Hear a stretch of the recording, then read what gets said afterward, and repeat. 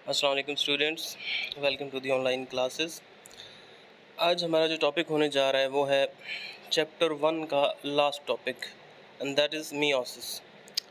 हमारी आउटलाइन थोड़ी आपको लेंथी नज़र आएगी तो आपने घबराना नहीं है। सबसे पहले ये इतना ज़्यादा लेंथी नहीं होगा क्योंकि काफ़ी सारी चीज़ें हम जो हैं वो पहले पढ़ चुके हैं माइटोसिस के अंदर, तो वही चीज़ें यहाँ पे रिपीट होंगी। आउटलाइन आप देखें, यहाँ पे मियोसिस है, फिर मियोसिस की दो स्टेजेस में या दो पार्ट्स में इसको डिवाइड करते हैं, मियोसिस 1 एंड 2।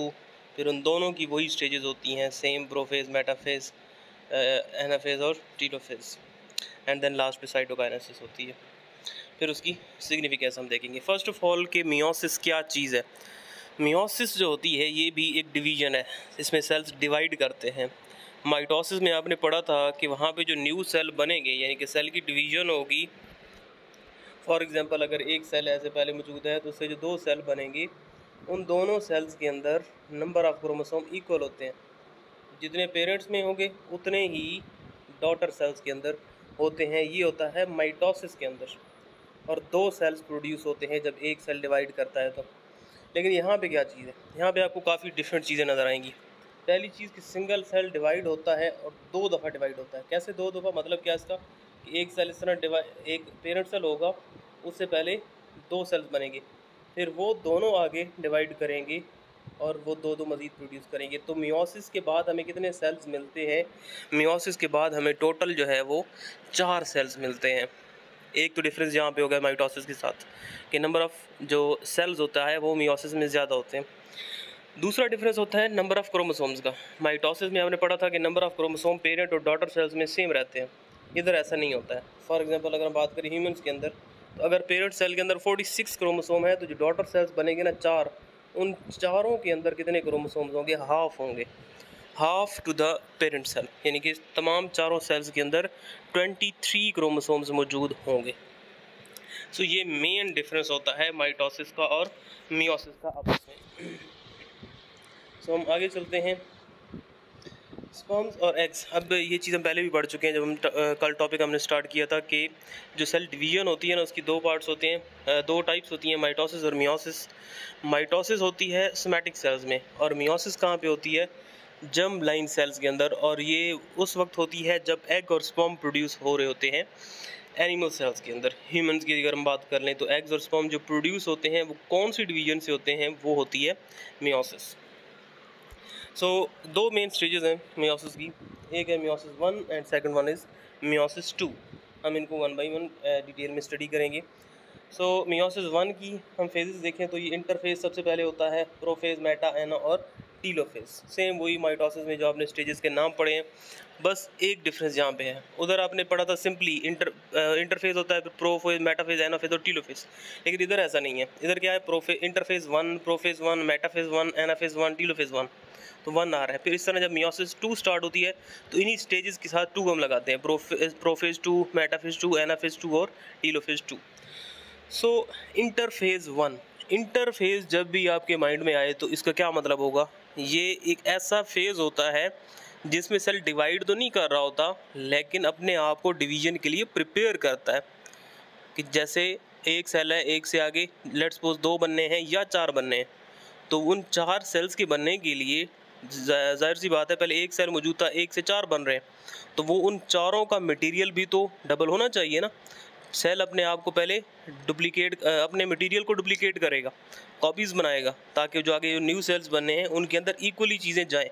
फॉर एग्जांपल अगर हम एक माइटोकॉन्ड्रिया की बात करते हैं कि जो पेरेंट सेल बना है उसके अंदर एक माइटोकॉन्ड्रिया मौजूद है, तो उसे जो सेल्स बनेंगे आगे उन सब के अंदर माइटोकॉन्ड्रिया तो होने चाहिए।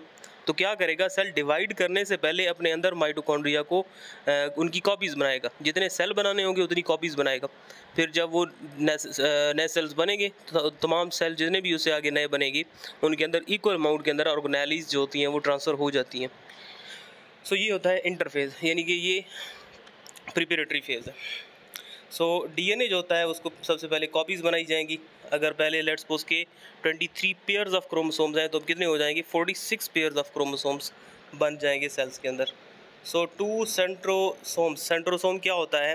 सेंट्रोसोम आपको मैंने बताया था कि एक सेल होता है ना, इस तरह सेंटर में न्यूक्लियस है, तो न्यूक्लियस के बिल्कुल करीब वाले रीजन के अंदर वहाँ पे 2 सेंट्रियोल पड़े होते हैं।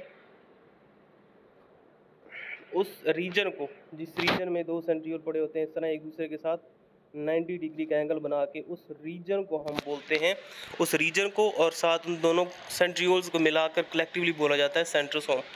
तो जब सेल डिवाइड कर रहा होता है तो डिवाइड करने से पहले यानी कि इंटरफेज में अब एक सेंट्रोसोम है तो वो डिवाइड करेगा और दो सेंट्रोसोम बनाएगा। उसके बाद क्या होता है, माइक्रोट्यूब्यूल्स होती हैं वो एक्सटेंड होती हैं सेंट्रोसोम से, यानी कि वो सेंट्रोसोम के अंदर क्या मौजूद है, वो मौजूद है, सेंट्रियोल मौजूद है, और सेंट्रियोल से क्या अराइज होते हैं, स्पिंडल फाइबर। ये हमने माइटोसिस में पीछे पढ़ लिया है। तो ये माइक्रोट्यूब्यूल्स या स्पिंडल फाइबर्स अराइज होते हैं। अब मेन हमारा फेज़ आ जाता है डिवीजन का, यानी कि मियोसिस का, दैट इज़ प्रोफेज 1। सो ये सबसे लेंथी फेज़ होता है मियोसिस का। मियोसिस जो सबसे ज़्यादा टाइम लगाती है चारों फेज़ में, तो वो यही वाला फेज़ होता है जिसमें ज़्यादा टाइम लगता है सेल को। अब इसमें क्या होता है, ईच क्रोमोसोम हैज़ 2 क्रोमैटिड्स। यहाँ पे अगर आप देखें डायग्राम में भी बना हुआ है तो कितने क्रोमैटिड मौजूद हैं हर एक क्रोमोसोम के पास। यहाँ पे आप एक्चुअली ये एक क्रोमोसोम नहीं है, ये दो क्रोमोसोम एक दूसरे के साथ जुड़े हुए हैं, ठीक है। सो दो किस तरह जुड़े हुए हैं, इस तरह से एक क्रोमोसोम है और फिर उसके साथ ऐसे दूसरा क्रोमोसोम जुड़ा हुआ है। तो ये दो क्रोमोसोम यहाँ पे जो ब्लू नज़र आ रहे हैं, 2 ब्लू हैं और 2 रेड हैं एक दूसरे के साथ जुड़े हुए हैं। ये कैसे जुड़ते हैं, क्यों जुड़ते हैं, ये इस फेज़ को हम जब पढ़ेंगे तो आपको यहाँ से आइडिया होगा।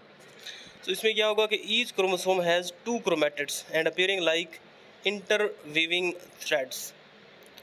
सो क्रोमोसोम्स जो होंगे वो कंडेंस होंगे, बिल्कुल वो इसी तरह जिस तरह माइटोसिस में आपने पढ़ा था, कंडेंस होंगे, शॉर्ट और थिक हो जाएंगे और डिस्टिंक्ट हो जाते हैं, यानी कि अब क्लियरली हमें नज़र आने लग जाते हैं सेल के साइटोप्लाज्म के अंदर, क्योंकि न्यूक्लियर मेम्ब्रेन डीजनरेट होना शुरू हो जाती है। उसके बाद न्यूक्लियस का जो साइज़ होता है इंक्रीज़ होता है। इंक्रीज़ क्यों होगा, क्योंकि अंदर आप देखें क्रोमोसोम कंडेंस हो रहे हैं और आहिस्ता आहिस्ता जब वो इंक्रीज़ होता है ना साइज़ उसका, तो वो बाद में फिर डीजनरेट होने लग जाती है जो न्यूक्लियर मेम्ब्रेन होती है।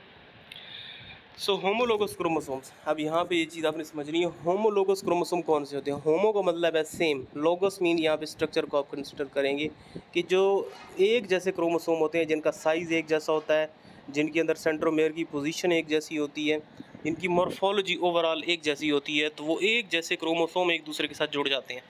फॉर एग्जांपल यहाँ पे मैं एक बनाता हूँ, एक ये क्रोमोसोम है और एक दूसरा क्रोमोसोम है इस तरह से।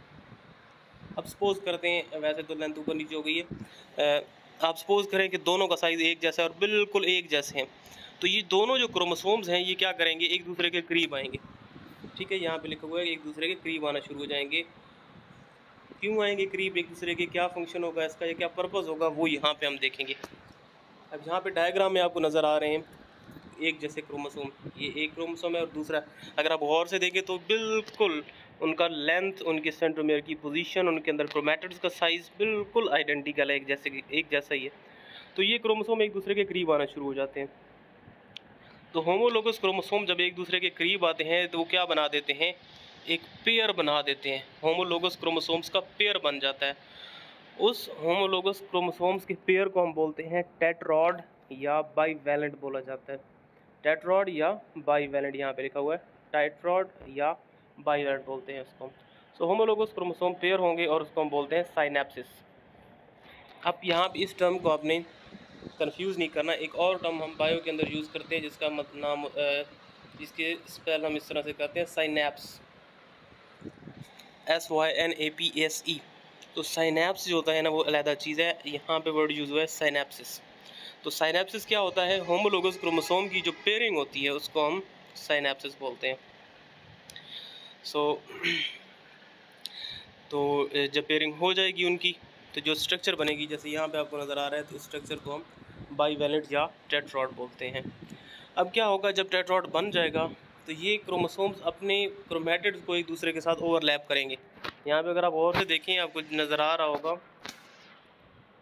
यहाँ पे भी और ऊपर भी, कि जो नॉन सिस्टर क्रोमैटिड है। नॉन सिस्टर, अब क्रोमैटिड क्या चीज़ है अगर आपको भूल गया है तो ये आपको याद करवा देता हूँ। क्रोमोसोम्स के ये जो दोनों बाजू होते हैं उनको क्रोमैटिड्स बोला जाता है। तो अगर एक ही क्रोमोसोम्स के क्रोमैटिड की हम बात कर रहे होते हैं ना, तो वो दोनों आपस में क्या होते हैं, सिस्टर क्रोमैटिड्स, यानी कि ये दोनों ग्रीन होंगे, ये क्या होंगे, ये एक दूसरे के लिए सिस्टर क्रोमैटिड्स हैं। लेकिन अगर हम बात करेंगे एक क्रोमोसोम इस क्रोमोसोम के क्रोमैटिड की और दूसरा इस क्रोमोसोम के क्रोमैटिड की, तो ये दोनों आपस में नॉन सिस्टर क्रोमैटिड्स हैं। अब होता क्या है, साइनेप्सिस जब हो जाती है, पेयर्स बन जाते हैं, तो उसके बाद नॉन सिस्टर क्रोमैटिड्स एक दूसरे के साथ ओवरलैप करेंगे इस तरह से, जो आपको नज़र आ रहा है। अब ओवरलैप करेंगे तो ये जो पॉइंट बनता है जहाँ पे इन्होंने ओवरलैप किया हुआ होता है, उस पॉइंट को हम बोलते हैं क्याज़मेटा। ठीक है जी, ये लिखा हुआ है, रेड कलर में हाईलाइटेड है। तो क्याज़मेटा क्या चीज़ है, ये है क्याज़मेटा, यानी कि जिस जगह से वो एक दूसरे के साथ एक्स लाइक स्ट्रक्चर बनाई होती है या एक दूसरे के साथ ओवरलैप किया होता है क्रोमोसोम्स ने, क्रोमैटिड्स ने, उसको हम बोलते हैं साइनैप्स, सॉरी क्याज़मेटा। सो पेयर्ड होमोलोगस क्रोमोसोम्स जो होते हैं अब एक दूसरे को रिपेल करना शुरू करेंगे। रिपेल कब करेंगे, जब इनके पार्ट्स एक्सचेंज हो जाएंगे। अब यहाँ पे देखें ना, ये चीज़ है मेन नोटिस करने की कि क्रोमोसोम्स ने क्या कर लिया है, अपने पार्ट्स को एक्सचेंज कर लिया है। अब क्रोमोसोम्स के अंदर क्या चीज़ होती है, क्रोमोसोम्स में होता है डीएनए। तो मतलब क्या हुआ कि दो क्रोमोसोम्स ने अपने डीएनए को, यानी कि अपने जीन्स को एक दूसरे के साथ एक्सचेंज कर लिया है।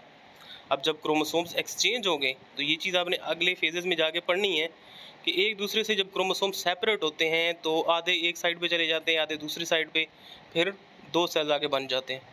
तो यहाँ पे आप देखें कि जो नए सेल्स के अंदर जो पेरेंट सेल से दो डॉटर सेल्स बन रहे हैं, उनके अंदर जो क्रोमोसोम जा रहे हैं वो एक्सचेंज होकर जा रहे हैं, मतलब कोई चेंजेस होकर जा रही हैं। तो उस चेंजेस से क्या होता है, उनसे क्या रिजल्ट होता है, वो हम देखेंगे जब हम इसकी सिग्निफिकेंस पढ़ेंगे। अब प्रोफेज की बाकी स्टेजेस बताई जा रही हैं कि जब ये पेयरिंग हो जाती है, एक्सचेंज हो जाता है, उसके बाद ये दोनों होमोलोगस क्रोमोसोम्स जो होते हैं, ये दोनों एक दूसरे को रिपेल करना शुरू कर देंगे। यानी कि ये वाला जो क्रोमोसोम है और जो ये वाला क्रोमोसोम है, जो पहले एक दूसरे के करीब आ रहे थे, करीब आने का पर्पज़ यही था, पार्ट्स को एक्सचेंज करना। जब पार्ट्स एक्सचेंज हो गए, अब ये काम ख़त्म हो गया, अब क्या करेंगे, ये एक दूसरे को वापस रिपेल करना शुरू कर देंगे और रिपल्जन जो है वो बढ़ती जाएगी आहिस्ता आहिस्ता इनकी। फिर प्रोफेज के अंदर और कौन कौन सा काम होता है, ये तो मेन काम था जो टेट्राड बना, फिर क्याज़मेटा फॉर्मेशन हुई, उसके बाद क्रोमोसोम्स ने अपने जीन्स को एक्सचेंज कर दिया। उसके बाद क्या होता है, न्यूक्लियोलस डिसअपीयर हो जाता है। न्यूक्लियर मेम्ब्रेन जो होती है ये कुछ टाइम के लिए रहती है। And the dyad two chromatids attach to a single centromere, यानी कि दो क्रोमैटिड्स जो होते हैं वो एक ही सेंट्रोमेयर के साथ अटैच होते हैं। ये नॉर्मली माइटोसिस में भी जो सेंट्रोमेयर्स होते हैं वो होते हैं, लेकिन यहाँ पे एक जो डिफरेंट चीज़ है वो इस तरह से है कि दो क्रोमोसोम्स मौजूद हैं एक के साथ ही, यानी कि एक ही जगह पे दो क्रोमोसोम इस तरह से जुड़े हुए हैं। अब उन दोनों के सेंट्रोमेयर एक दूसरे से अलहदा हैं। ठीक है, एक साइड से इस तरह स्पिंडल फाइबर अटैच होंगे, दूसरे के साथ इधर से स्पिंडल फाइबर अटैच होंगे, जब आगे मेटाफेज और एनाफेज आएंगे। सो मेटाफेज अब यहाँ पे अब देखें जी, मेटाफेज 1 में क्या होता है कि न्यूक्लियर मेम्ब्रेन अब डिसइंटीग्रेट होना शुरू हुई है। अब ये काम अगर हम बात करें ना न्यूक्लियर मेम्ब्रेन के डिसइंटीग्रेट होने की, तो ये माइटोसिस में आपने पढ़ा था कब होती है, जब प्रोमेटाफेज हो रहा होता है, यानी कि प्रोफेज और मेटाफेज का इंटरमीडिएट फेज जिसको वो उन्होंने कहा था प्रोमेटाफेज, उसमें होता है। लेकिन यहाँ पे प्रोमेटाफेज का कोई जिक्र नहीं है, सिंपली मेटाफेज की बात हो रही है। तो क्रोमोसोम्स जो होंगे, न्यूक्लियर मेम्ब्रेन जो होगी वो डिसइंटीग्रेट हो जाएगी in the beginning of metaphase. और दूसरा काम वही होता है जो आपने पढ़ा है माइटोसिस में, कि जो क्रोमोसोम्स होंगे वो कहाँ पे अरेंज होंगे, अपने आप को अरेंज करेंगे इक्वेटोरियल रीजन के अंदर। और फ़र्क यहाँ पे आप नोटिस करें ना, अगर माइटोसिस में क्या होता था, माइटोसिस में एक ही क्रोमोसोम होता था इस तरह से, इधर क्या है, इधर वो डिफरेंस है, इधर आप देखें ना दो क्रोमोसोम्स हैं, क्योंकि आपने अभी पढ़ा है कि प्रोफेज के अंदर क्या बनते हैं, टेट्रॉड बनते हैं, दो क्रोमोसोम्स का पेयर बनता है। तो वही पेयर फिर आकर सेंटर में जो इक्वेटोरियल रीजन होता है मेटाफेज का, वहाँ पे अरेंज हो जाता है। और बाकी सारा काम वही होगा कि जो क्रोमोसोम्स के सेंट्रोमेयर के साथ काइनेटोकोर प्रोटीन होगी, उसके साथ स्पिंडल फाइबर जुड़ना शुरू हो जाएंगे। आपको नज़र आ रहे हैं येलो कलर के, ये काइनेटोकोर प्रोटीन जो कि क्रोमोसोम के सेंट्रोमेयर के साथ मौजूद होती है, सेंट्रोमेयर के ऊपर मौजूद होती है, उसके साथ ये स्पिंडल फाइबर्स अटैच होना शुरू हो जाते। फिर क्या होगा, सेंट्रोमेयर जो होता है वन होमोलोगस क्रोमोसोम्स का, ये एक साइड वाले स्पिंडल फाइबर से अटैच होगा, और दूसरी साइड जो होगा, दूसरी साइड पे जो क्रोमोसोम होगा वो दूसरी साइड से आने वाले स्पिंडल फाइबर्स के साथ अटैच हो जाएगा। एनाफेज में क्या होगा, अब ये चीज़ आपने गौर से देखनी है। यहाँ पे भी इवेंट्स सारे वही हो रहे हैं, कि सेंटर में अरेंजमेंट हो रही है, क्रोमोसोम एक दूसरे से सेपरेट हो रहे हैं। लेकिन जो फ़र्क आपने नोटिस किया ना वो यही है कि इधर जब हमने माइटोसिस देखा था तो इस तरह से एक ही क्रोमोसोम होता है, और जब वो डिवाइड करता है तो उसका आधा पार्ट एक साइड पे चला जाता है और जो दूसरा आधा पार्ट होता है वो दूसरी साइड पे चला जाता है। लेकिन इधर क्या चीज़ है, इधर एक पूरा का पूरा क्रोमोसोम एक साइड पे जा रहा है और दूसरी साइड पे पूरा का पूरा क्रोमोसोम जा रहा है। तो ये क्यों जा रहे हैं ये हम काफ़ी दफ़ा ये चीज़ अभी डिस्कस कर चुके हैं पहले ही इनिशियल फेजेस के अंदर। अब यहाँ पे थ्योरी हम देख लेते हैं कि जो अटैचमेंट होती है क्रोमोसोम्स की स्पिंडल फाइबर के साथ, अब वो कंप्लीट हो जाती है। यानी कि अब कम्प्लीटली जितने भी क्रोमोसोम्स मौजूद होते हैं ना उन तमाम के साथ जो स्पिंडल फाइबर्स हैं वो अटैच हो चुके होते हैं, और फिर वो उनको उठाकर सेंटर के अंदर ले के आते हैं और वो मेटाफेज प्लेट बन जाती है। सॉरी वो मैंने रिपीट कर दिया मेटाफेज का। एनाफेज जो होती है उसमें क्रोमोसोम्स जो होते हैं वो एक दूसरे से सेपरेट होना शुरू हो जाते हैं। अब एक चीज़ यहाँ पे देखें अगर, तो जो अक्सर एमसीक्यू में ये बात पूछी भी जाती है कि वो कौन सी फेज़ होती है जिसके अंदर जो सेंट्रोमेयर होता है वो डिवाइड नहीं होता। अब सेंट्रोमेयर कब डिवाइड होता है, जब एक इस तरह से क्रोमोसोम है उसका हाफ पार्ट इधर जाएगा हाफ इधर जाएगा, तो वो उसका सेंट्रोमेयर यहाँ से डिवाइड हो जाता है सेंटर से। लेकिन अगर हम बात करें इसकी, इस कंडीशन की, इस तरह एक क्रोमोसोम है, दूसरा क्रोमोसोम ऐसे है, तो इनके तो सेंट्रोमेयर हैं ही अलग एक दूसरे से। क्या ये आपस में जुड़े हैं? तो ये बिल्कुल भी एक दूसरे से जुड़े हुए नहीं होते हैं। तो जब एनाफेज आता है ना इस स्टेज में, तो एक पूरा का पूरा क्रोमोसोम इधर चला जाता है और पूरा का पूरा इधर चला जाता है। यहाँ से सेंट्रोमेयर डिवाइड नहीं होता क्योंकि सेंट्रोमेयर ऑलरेडी सेपरेटेड होता है। अगर आप पीछे वाली डायग्राम्स देखें ना, यहाँ पे ये देखें, तो ये इनके सेंट्रोमेयर एक दूसरे के साथ जुड़े हुए भी नहीं है। तो ये सेंट्रोमेयर डिवाइड नहीं होता है जब हम बात करते हैं एनाफेज स्टेज की, एनाफेज 1 स्टेज की। सो एनाफेज 1 स्टेज के अंदर बाकी क्या लिखा हुआ है वो हम देखते हैं जी। यानी कि स्पिंडल फाइबर जो होंगे क्या करेंगे इस स्टेज के अंदर, कॉन्ट्रैक्ट करेंगे तो हाफ क्रोमोसोम इस साइड पे और हाफ क्रोमोसोम अपोजिट पोल की तरफ या साइड की तरफ चले जाते हैं। और ये वन मेंबर होता है ईच होमोलोगस पेयर का। वो जो दो क्रोमोसोम्स का पेयर होता है ना, तो उस पेयर में से एक क्रोमोसोम एक साइड पे और दूसरा क्रोमोसोम दूसरी साइड पे चला जाता है। फिर आ गई जी टीलोफेज 1 एंड साइटोकाइनेसिस। टीलोफेज 1 बिल्कुल वैसे ही है जैसे आपको मैंने बताया था कि मेटाफेज के अंदर प्रोफेज का अपोजिट होता है, बिल्कुल इन्वर्स होता है टीलोफेज। उसी तरह इधर भी वही काम होते हैं, अपोजिट होते हैं प्रोफेज के।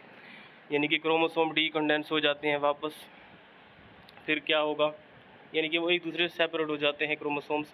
मेम्ब्रेन, न्यूक्लियर मेम्ब्रेन बनना शुरू हो जाती है, न्यूक्लियोलस जो होता है वो दोबारा से बनना शुरू हो जाता है। और उसके बाद साइटोकाइनेसिस होती है। यहाँ पे देखें ना, सेल पिंच कर रहा है अंदर की तरफ, पिंच करेगा, पिंचिंग बढ़ती जाएगी आहिस्ता आहिस्ता, और ये दो सेल एक दूसरे से फिर बाद में सेपरेट हो जाते हैं।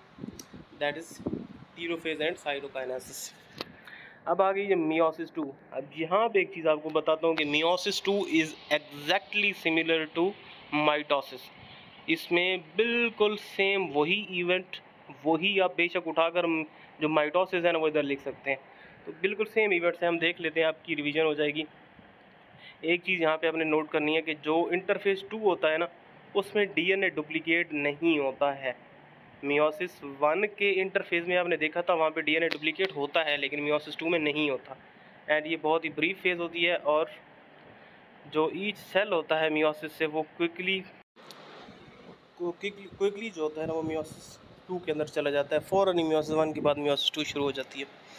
सो प्रोफेज 2 क्या चीज़ है, इसमें जो न्यूक्लियर इवेंट्स होते हैं प्रोफेज के वो नहीं होते हैं।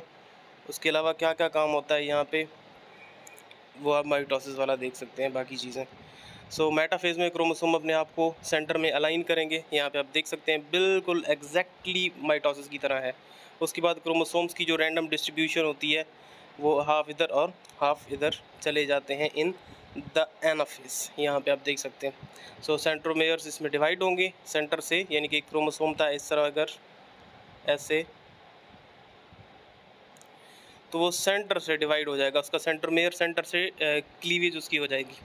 तो सेपरेटेड क्रोमेटिड्स जो होते हैं उनको हम बोलते हैं क्रोमोसोम्स, एंड क्रोमोसोम जो होते हैं ये हर पोल की तरफ, दोनों पोल्स की तरफ इक्वली डिवाइड हो जाते हैं। टीलोफेज में क्या होता है, न्यूक्लियाई जो होते हैं ये रिकंस्ट्रक्ट हो जाते हैं, न्यूक्लियर मेम्ब्रेन बनना शुरू हो जाती है। न्यूक्लियस के अंदर अब हैप्लॉइड सेट ऑफ क्रोमोसोम्स मौजूद है।